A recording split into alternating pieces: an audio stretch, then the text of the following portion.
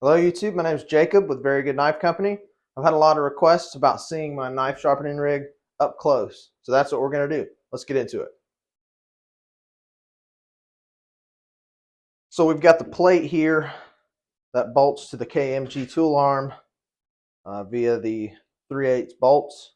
This is a 3/8 inch piece of mild steel that I've made with a 90 welded right here. And then I've got this piece of mild steel and the 1/2 inch rod that is bent at a 90-degree angle. It goes through it and tightens with this 5/16 stop. And then you've got a 1/2 inch threaded rod here. And to adjust, it's really simple. And I bet you're wondering what I did to my hand. Like an idiot, I missed a sheath with a brand new Tradition and sent it right into my hand. So there's that. To adjust the height here of the sharpening rig, I'll just undo the lock nuts. I do one on the bottom, and that's because it'll kind of wiggle. It's probably not that big of an issue, but I just didn't want it to wiggle, so I put one on the bottom. Whoa! This is only in there about a turn and a half. We've only got about an 1/8 inch of wall on this tubing right here. And then to adjust, you'll just slide up and down this nut right here, and it'll go all together. So this has a ton of adjustment up, a ton of adjustment down, and it doesn't really need any more than what I've given it. The extra down here is probably a little bit excessive, but that's where we're at with that. We'll just go ahead and tighten this up. Just like so. And now our clamp style here is much similar to the Tormek, as is this, the perch. We have this is a big 2-inch fender washer. This is a piece of 3/8 threaded rod that I've just welded here. My welds are terrible. You'll see I have a fulcrum bolt in the center instead of this being the actual thing that clamps it down. And this gives it a little bit extra pinch. So I have in the back here, and this is blade steel. I'm not even sure which kind. Sometimes as a knife maker, you end up forgetting what is what, and it just goes on a shelf. It's probably 52-100 or something similar, some kind of carbon steel. But I have a 1/4-20 screw in the center, and I don't ever use the Allen key for this. I just use the Allen key to tighten this one down in the back. So the clamp itself is tapered here. Try and get it down nice and thin, that way it doesn't drag the belt, and change the angle. And then I've got some shoulders ground in here. And when they're put together flat, at the end of the opening here, they're actually wider. And that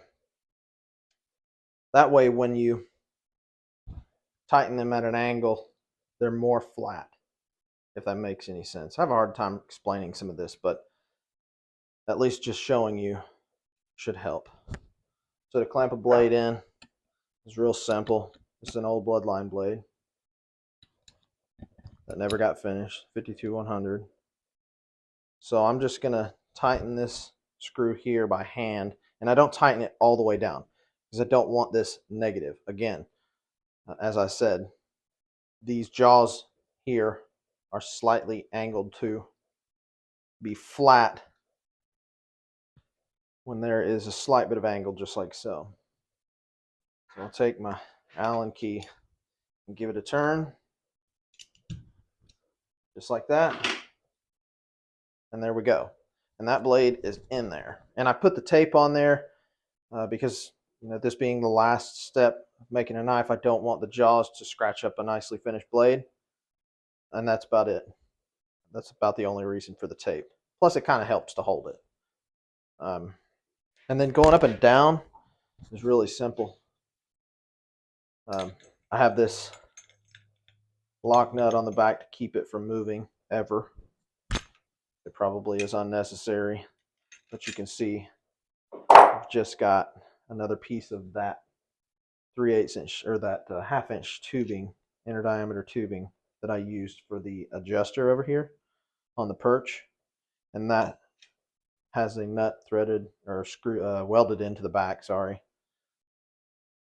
And then it's just welded to this fender washer. Now this fender washer here, I actually opened up the jaws of my vise and just kind of hammered it to make it dished slightly. And that way it doesn't fulcrum off of the edges when I turn for the curvature of the blade. So just adjust that where you want it. Give it a tighten down, and you're good to go. So back here, it looks pretty simple. The 2-inch fender washer really helps to keep it from accidentally jumping off. I've got a ton of purchase on there, and you can see that slight dish in the washer keeps it from hitting an angle and pulling away. It just kind of leans with it. So for sharpening, I use a 400 grit belt, and we'll go ahead and I'll show you one right now. I like to put my grinder on the slowest setting possible. Nice and slow. I'm just going to set it up there, and I usually don't have to worry about this. So I'll put a hand down here, one hand on the handle, and if you don't hold it forward, it will kind of jump back. So I usually put my palm here,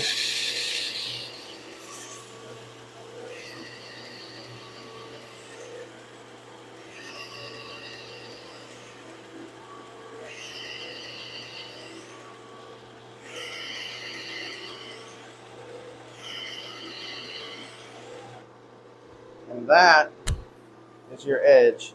And see how nice and uniform it is? It's perfect. It's great. It's even all the way out. That's what we want. We don't want anything that's kind of weird and doesn't work well. And so, shut this off so you can hear me for a second. So when you flip it over, if you weld your threaded rod right to the back, when you flip it over, it's not going to be centered still. It's going to be at a different angle then. So what I've done is actually put a little cut, a little grind on the back here, and then welded it. And that way it's centered with the blade. So when I flip it over, it's the same this way as it is this way. And that's pretty important. We'll do the other side now.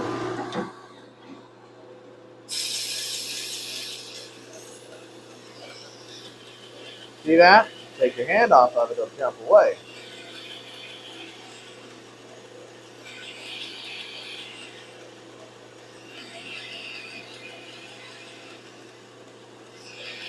It's kind of hard to do what I'm trying to show you. When I'm sharpening, all I'm looking for is that wire edge. And that just tells me that I have an edge.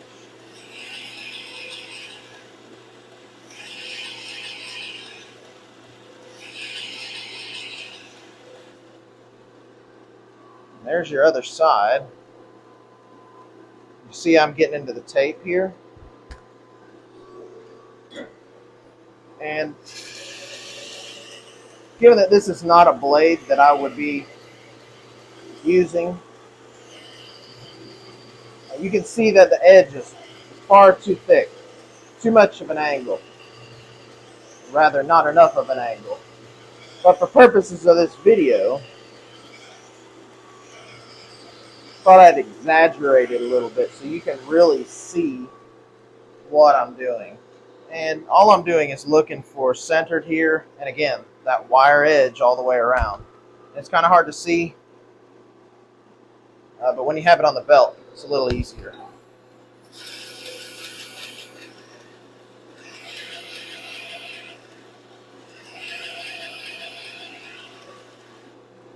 There's that wire edge we're talking about. So once I get to that wire edge, I'm pretty much there. I don't want to go any farther. So for me, that's good. I'm going to undo this, and then it comes right out. Nice and simple, right? It's pretty sweet. And that's that. So from here, we'll take it to the buffer. And I don't want to polish the edge. I just want to strop it. Now, this being a polishing wheel, if you go too long, you'll polish it real fast. So all I want to do is just touch it and knock that burr off.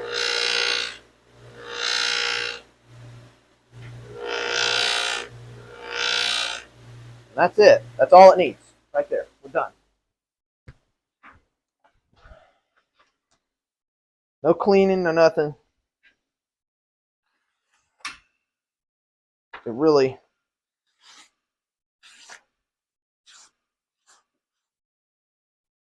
does not get much sharper than that. All the way out to the point.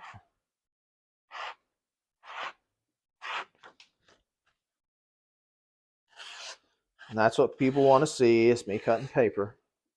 I did post a test where I did all kinds of brutal, mean things to a knife. Isn't that great? All the way out to the tip.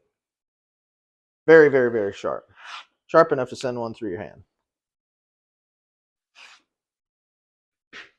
So there you have it. A quick look at my sharpener. Well, maybe not so quick anymore, but at least you got to see it. Thanks for watching. Subscribe for more. Have a good one.